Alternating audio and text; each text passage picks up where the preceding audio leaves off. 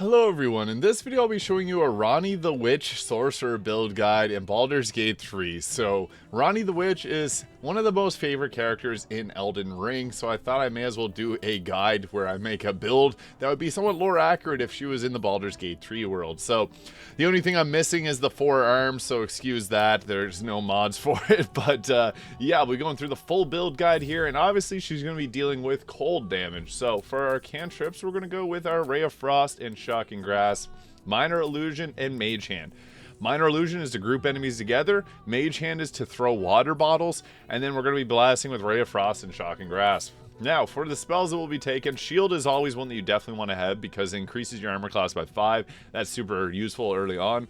Chromatic Orb is good, but I'd rather take Magic Missile for guaranteed damage early in the game.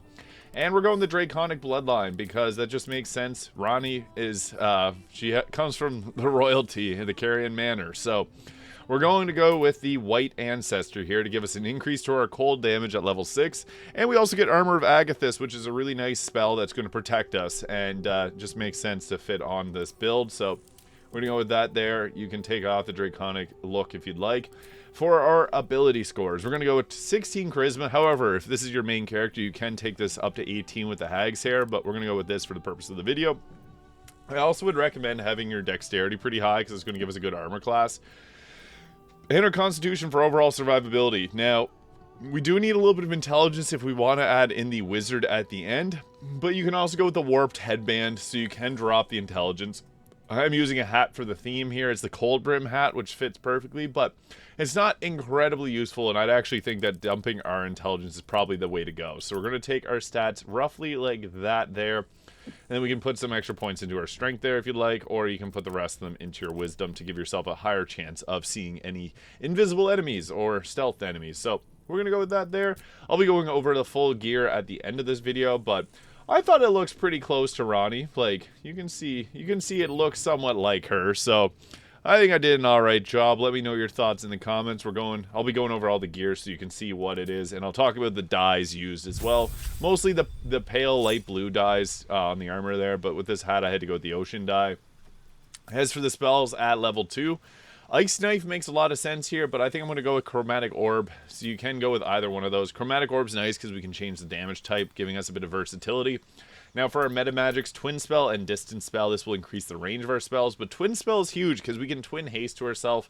I don't even need to get into how good that is, it's just extremely useful, but at level 3, we get to choose our level 2 spell slots. I would normally take Scorching Ray, but it doesn't fit thematically on this build. However, Misty Step and Hold Person do. So, Hold Person is great because it can set up your team if you have a lot of martial classes, like you got EG and Blade, and they want to swing away. This will give critical hits within 3 meters.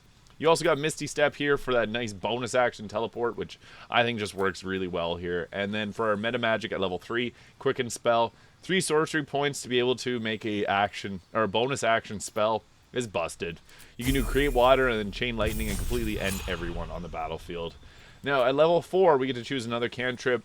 I think it's best to go with, if you didn't take Friends, Friends is nice to have on the face of your party. Bone Chill also works because it'll stop the target from healing, which can actually be really useful. And then for our next leveled spell, I think that Hold Person works really well here.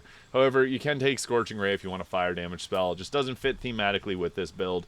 And then for our feat, we're going to go with our increase to Charisma. You can go with Alert for +5 initiative. That's another solid one. Warcaster for advantage on saving throws to maintain concentration on spells. And bonus or reaction Shocking Grasp could be another good option, but increasing her Charisma because Ronnie is able to get a whole bunch of people on her team. So she obviously has good Charisma. Now, at level 5, we get to choose a level 3 spell, and I do think that Haste makes a lot of sense here because Haste is just extremely useful. So what it does, gives you an extra action, so you get a free action afterwards. You can cast another spell.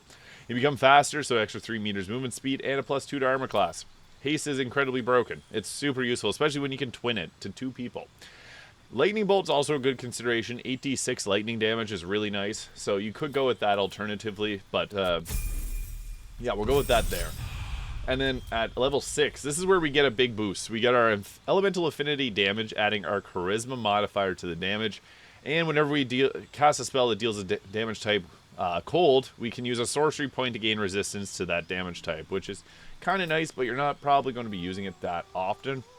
And then we're going to go with Lightning Bolt. However, Sleet Storm can be nice, and thematically it works well. Call forth a storm that disrupts concentration of spellcasters, douses fire, and creates a nice surface. But Lightning Bolt, 8d6, and that can be doubled with Create Water for up to 96 damage, which is incredibly nice. Counterspell is another consideration, but I typically have my Wizard running Counterspell, or a Bard of some sort.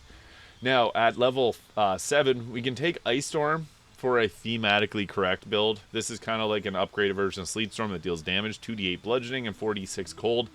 So we're going to go with that for the ice surfaces that it can bring, as that just makes sense on a Ronnie the Witch cold build. And then at level 8, we get ourselves another feat and another spell. I like taking Counterspell here, but there's a couple other options like Dimension Door, Confusion. So this will allow you to take an ally with you, but I'd rather have that on a Wizard probably, or a Space Hunt Boots. Confusion's nice because you can confuse a group of enemies, make them wander around, and they only have a 1 in 10 chance of actually attacking normally, so that's a really good option as well. Wall of Fire doesn't fit the theme, but some people do like it. I'm going to take Counterspell because that's just extremely useful to use your reaction to stop a fireball from destroying your team.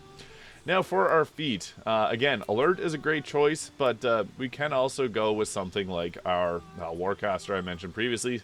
Spell Sniper's okay if you really want to go with the Eldritch Blast, but I don't think that is the best option there for our feat. I think it's best to go with the ability score improvement and then take our Charisma up. But if you use the Hags here, take Alert, because +5 to initiative, you can't understate how useful that is when we can cast 2 spells.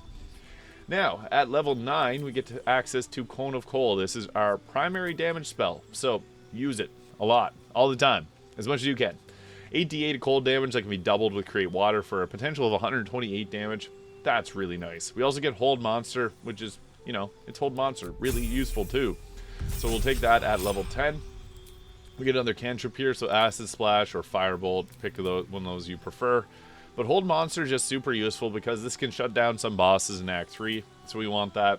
However, if you like Necromancer builds, Cloud Kill's great because it's not going to affect your summons, so that could be an option, but Hold Monster just reigns priority there.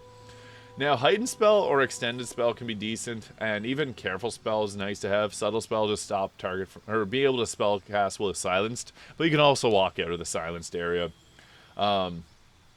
So we'll go with either Careful Spell or Heightened Spell. I like this for being able to apply something like your Hold Monster and succeed with it. And then with our level 11, this is where we get ourselves the Fly. And what's nice about this is it just uses movement speed. The Storm Sorcerer's version, it does require them to use a bonus action, but they don't get hit by opportunity attacks. This just gives us Fly, which is a nice addition. And Chain Lightning, this is probably the best damage option for us outside of Cone of Cold. So strike an enemy with lightning, 3 more bolts will leap from the target, electrifying as many as 3 other enemies within 18 meters. Very nice. Very, very nice. And then for our final level, you can go with the ability, or go with another feat, and then take either your dexterity up with ability score improvement or your constitution. Alternatively, you can also go with like Alert or Warcaster, but I think that the best choice is actually adding a level of Wizard, because we're already a full spellcaster, so we can scribe wizard spells of up to level 6, so pretty much any spell in the game. And then this gives us a little bit more coverage with our cantrips. We get literally almost every cantrip in the game. And then a bunch of extra spells, so Mage Armor, we don't really use that. Find Familiar. Fog Cloud's nice. Grease, Thunderwave. Sleep is something that's not useful late game. We already have Shield. False Life, I guess. And then Prepared Spells would go with our Find Familiar. And then I'll show you what this is going to look like. So I did go with just this. I went with this hat here just for the theming of this build. You don't have to go with the hat because it doesn't really matter too much, because what it does, once per turn, any condition inflicted on a target also applies. 2 turns of Encrusted with Frost, which is nice, but it's only once per turn. So that's why I mentioned we can go with the Warped Headband of Intelligence. This makes us a true Carrion Princess, but we can also just hide this if you don't want to show it. And then for our gauntlets, the Helldust gloves are not bad, but that's more so if we want to be attacking with them too. Spellmite gloves to give us a negative attack, -5 to attack roll, but deal additional damage is nice. Daredevil gloves if we're getting up close. Gemini gloves if we want to be targeting an additional target with our cantrips, which is nice because we do Ray of Frost twice, so that's probably the best option. But Daredevil gloves are good too. Even if you wanted to run with the gloves of dexterity, because that'll give us an increase to our armor class. So that can be an option too if you wanted to even dump your dexterity. I'm going to go with the Gemini gloves. Evasive shoes, ring of protection, and the cloak of protection for pluses to our armor class to give us a nice 24 armor class. That is including the Draconic Resilience. And we're using the Robe of the Weave. So the hat that I had on had the Cold Brim hat with ocean dye. I'm using the light blue dye here on the Robe of the Weave. That's how we're able to get this appearance here. And it's cool, I took the gloves. If you take the gloves off, you can also get those long sleeves hanging around. So, the wizard sleeve. Yeah. But we're going with the gloves, obviously. And then I'm also using the Morning Frost here for the 1d8 plus 1d4 of cold damage. When dealing cold damage, you deal an additional 1. Dealing cold damage with a spell possibly inflicts chilled upon the target. So that's really nice because we can chill targets really easily. And it also gives us a free Ray of Frost, which we already have anyways. But that will require wisdom. So not something we want to use often when we got a Ray of Frost here. So nice thing about Ray of Frost is it's pretty decent damage for a cantrip. And critical miss, of course. Actually, I'll show you another thing that I guess I should do. So you can see there we got Shadowheart Chilled, which makes them vulnerable to cold damage and resistant to fire damage. So we can actually take on, I have the Cryptlord ring there, but I would recommend going with the, where is it here? Nope. Snowburst ring. When we deal cold damage, we create ice surfaces on the ground. So we can use our Adroit Caster, double cast our Ray of Frost there, and boom. Make ice surfaces, and then we can continue to apply attacks with ice because they're going to deal extra damage. So that cantrip's dealing 27 damage, which is really nice. 21 damage, and I slipped and fell, of course I did. Just showcasing the damage of that. But the cool thing about this is you get that ability to apply the freeze on people. So I would also recommend going with the Marka Heshkir staff, but I'll show you what a Cone of Cold is going to look like here, because the damage on Cone of Cold is pretty nice. So without even setting up Create Water, we can do this and blast people for massive amounts of 44, 32. Everyone's taking a big heat from that attack there, and I slipped on the ice again. Yeah, it's a Snowburst ring for you. Do it away from your target, or do it away from yourself rather than doing it up close like that. But I'll also show you, I really prefer using the Morning Frost because you can set up with a cold build really well that way. But if we go with the Marka Heshkir, we're going to be choosing the Frost of the Dark Winter here, which will deal additional cold damage with our spells. So we get Kreska's Ice, Conduit of Kreska's Ice, resistant to cold damage. Cold spells deal additional damage equal to a proficiency bonus. When it's spell damage, inflict 1 turn of frost upon the target, and you can cast a free Cone of Cold and Ice Storm. So womp womp, we can go with our double icy surfaces here, and then the Cone of Cold, which is going to create ice around everybody here.